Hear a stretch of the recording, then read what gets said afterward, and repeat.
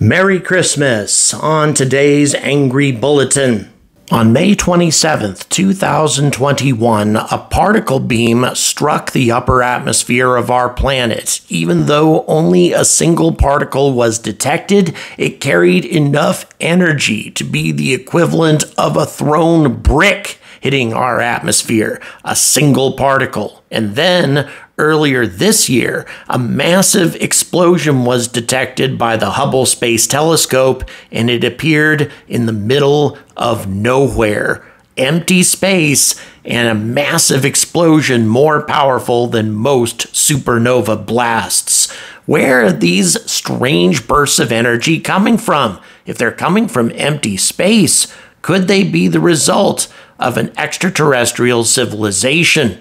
And could weapons like this present a threat to us sometime in the future? All of this and more coming at you on the Angry Astronaut right now. Good afternoon, and once again, welcome to the Angry Astronaut. So, as you know, we are going to be discussing space weapons that we may or may not have seen in operation throughout the universe, at least in front of astronomers' telescopes. But before we talk about that, perhaps we should talk about perhaps the most famous weapons in popular culture, the weapons in the Star Trek universe. Now, if you want to use some of those weapons on a daily basis, you can either wait for us to develop real photon torpedoes, and come on, let's be honest, we all know that the guys at Area 51 did that back in the 1960s, or you can play Star Trek Fleet Command. This is an open world, an absolutely fantastic game with stunning graphics, and the best thing of all, it's free to play. It's got all the iconic Star Trek characters you could want from all the different shows. You got Captain Kirk, Spock, or Geordi, and Data, and Michael Burnham. So anyway, you can engage with epic battles with players all over the world. Lots of PvP action.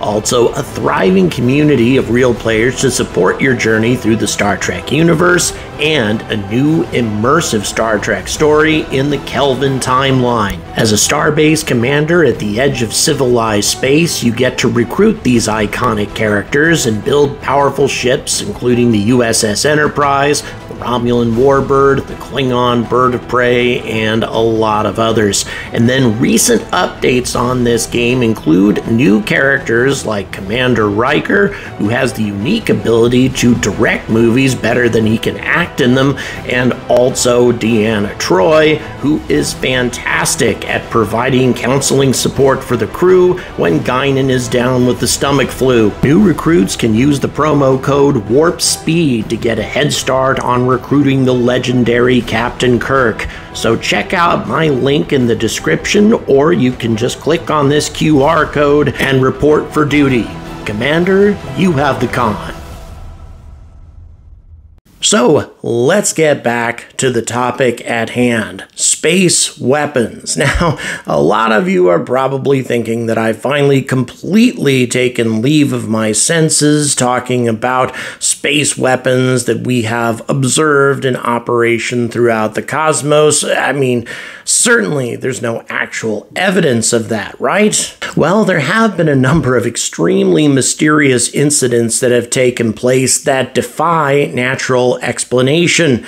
Incredibly powerful explosions, powerful enough to dwarf some of the mightiest supernovas, taking place in empty intergalactic space, where there are no black holes, there are no stars to go supernova, there should be nothing there at all. And yet, massive explosions in the middle of the void, and also immensely powerful particle beams, again, coming from empty space, having struck our atmosphere just a couple of years ago. What could possibly be causing these things? So far, astronomers and scientists are completely baffled. For something like this to happen, for massive bursts of energy to occur, apparently in the middle of nowhere, is something that simply should not happen. And yet, it is happening, and astronomers are having a hard time explaining it, which means we need to start thinking about artificial explanations. And if alien civilizations truly possess this kind of destructive power, should we be concerned? And is there anything we could possibly do about it? So as we all know, this is how science fiction writers and science fiction movie makers especially would like to portray an alien invasion. Massive armies of strange-looking, monstrous creatures, or more frequently, devastating killer robots capable of overwhelming the best of our military technology until we finally find some sort of clever solution to deal with the invaders. However, is this the sort of thing that we can expect from a hostile alien invader? Is this the way that they would actually carry out an invasion of our planet if they wanted to take possession of it? Well, before we get to that, we need to talk about the sorts of things that we've been observing in the universe and the awesome power that they represent. In the early hours of May 27th, 2021, something called an ultra-high energy cosmic ray, an event that has since been dubbed Amaterasu, named after the Japanese goddess of the sun, hit the atmosphere over Utah, sending an air shower of muons, gluons, and other secondary particles into 23 of the more than 500 detectors of what's called the Telescope Array, a project that sprawls across 700 square kilometers of desert in Utah. Piecing together those particles, researchers surmised that the incoming ultra-high energy cosmic ray must have been some 244 exa-electron volts in energy, or the equivalent to a well-pitched baseball, and millions of times more energetic than the particles that we create in the Large Hadron Collider, which is the world's most powerful physics experiment. At first, the researchers thought that this must be some kind of mistake, and yet it wasn't. The findings were published on November 23rd of this year in the journal Science. Now, Amaterasu was only the second most powerful particle to be detected hitting our atmosphere. The most powerful, also known as the God particle, hit the atmosphere in the early 1990s. But what was so strange about this particular particle and the beam that it traveled with appeared to have originated from a region called the local void, a barren expanse of intergalactic space bordering the Milky Way. James Matthews of the University of Oxford said, quote, "The fact that this comes from the local void is really pretty puzzling, and the mystery deepens. No one knows exactly what sort of particle Amaterasu was, and different types of particles have differing types of sensitivity to magnetic fields and background radiation that can bend their paths through space, complicating their point of origin. If Amaterasu was a proton, as some experts think, then it would have bent very little and originated near the center of the local void. In other words, where there is absolutely nothing. But if it were something heavier, such as a proton and neutron-packed nucleus of an iron atom, then it would interact more strongly with magnetic fields, and that would have a more significant impact on its trajectory, which means theoretically it could have come from someplace outside the void. However, John Matthews of the University of Utah, a co-author of the discovery paper, doesn't think that it was a complicated nucleus. Instead, he favors the proton explanation because of the composition and orientation of Amaretasu's air shower. Quote, "Those things point to protons in this really high energy range. That could suggest that the source is one of the universe's most energetic sources of energy, supermassive black holes at the centers of active galaxies that feed on matter and fire out high-speed jets of protons and other subatomic particles. If that is indeed the case, Amaterasu may be the most mysterious discovery made this year, perhaps even this decade, because high-energy particles like that come from precious few sources. As I said before, supermassive black holes and energetic supermassive black holes, even more energetic than the black hole that exists at the center of the Milky Way. And obviously, the local void is completely barren of those sorts of objects, or any object for that matter. But this is very disturbing because if an alien civilization has indeed managed to harness these sorts of particle beams,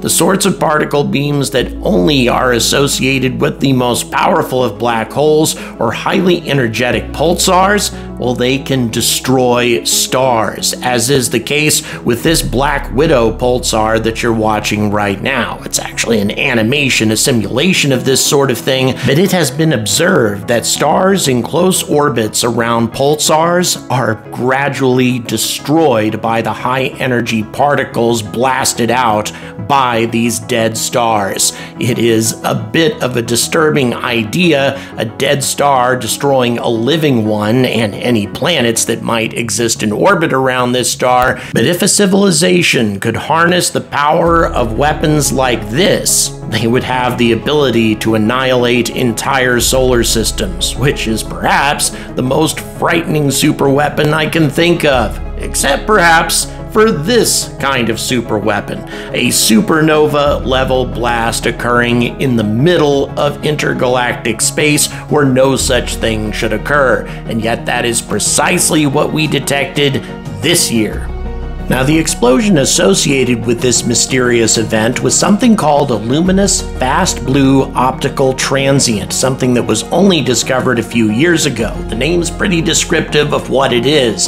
Very bright flashes of light in the optical part of the spectrum that tend to shine brightly at blue wavelengths before fading in a matter of days. This is actually different from most types of supernova explosions, and this confused astronomers considerably about their possible origin. The leading candidate was a rare event called a core collapse supernova, which occurs when a giant star exhausts its fuel supply and then abruptly explodes under its own gravity. But then along comes this new explosion that upended the whole damn thing. Designated AT 2023 FHN and nicknamed the Finch, the event was discovered by what's called the Zwicky Transient Facility, or the ZTF telescope, on April 10th of 2023. Now, at first glance, it had all the usual features: bright, blue, and faded over a few days.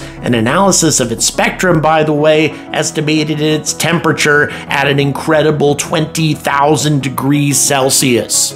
And it turned out that just like the Amaterasu event, this event took place on its own in intergalactic space, at least 15,000 light years from the nearest galaxy.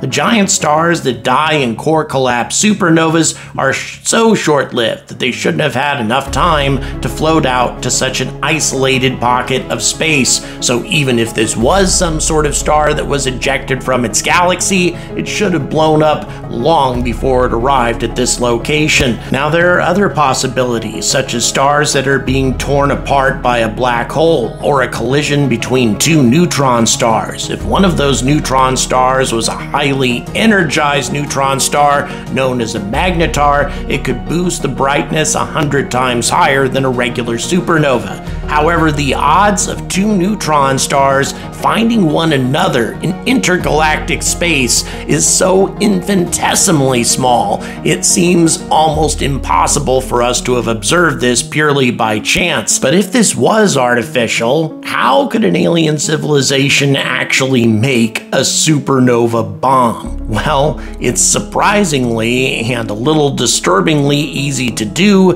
assuming that you have the whole concept of stellar engineering mastered, and we've talked about that earlier on this channel. It turns out that white dwarf stars can actually create supernova explosions. As a white dwarf cools, uranium and other heavy radioactive elements crystallize within its core. Occasionally, the atoms of these elements spontaneously undergo nuclear fission, splitting into smaller fragments. these instances of radioactive decay can release energy in subatomic particles, such as neutrons, which split up nearby atoms just like a conventional nuclear chain reaction in an atom bomb. If these chain reactions exceed critical mass, it can set off an explosive runaway nuclear fission chain reaction, and the outburst can then trigger nuclear fusion, with atom nuclei fusing to generate huge amounts of energy.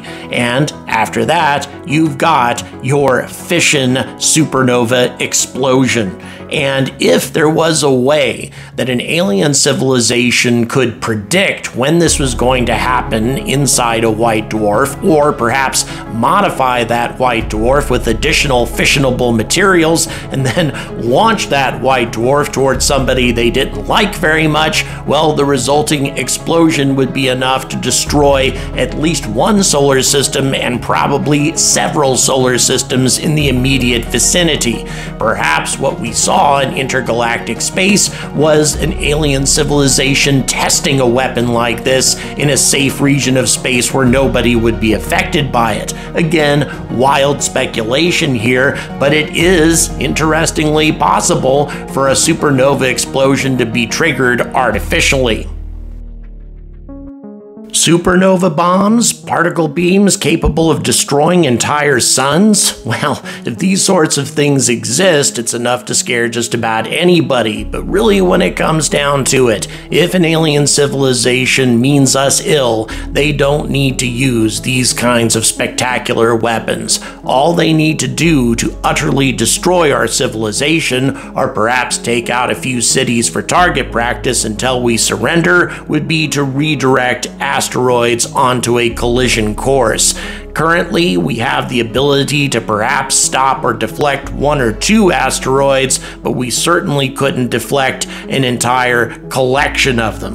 And if a hostile alien civilization wasn't particularly interested in claiming our planet or compelling our surrender, but simply wanted to scour us from the surface of our world, well, if they had the ability to travel at relativistic speeds, all they would have to do is fling a projectile, perhaps 1 or 2 metric tons in weight, towards our planet at speeds of about 50% of the speed of light. If you did that, the resulting fireball and shockwave would almost certainly scour the planet of all life, or perhaps crack our Earth apart completely. All we can do is hope that alien civilizations, wherever they may be, are a little friendlier than that. Thank you very much for watching. Please like, please subscribe, and also don't forget to check the description for your personal invitation to join me on Star Trek Fleet Command, and don't forget the promo code Warp Speed. And until next time, I urge all of you to stay angry about space.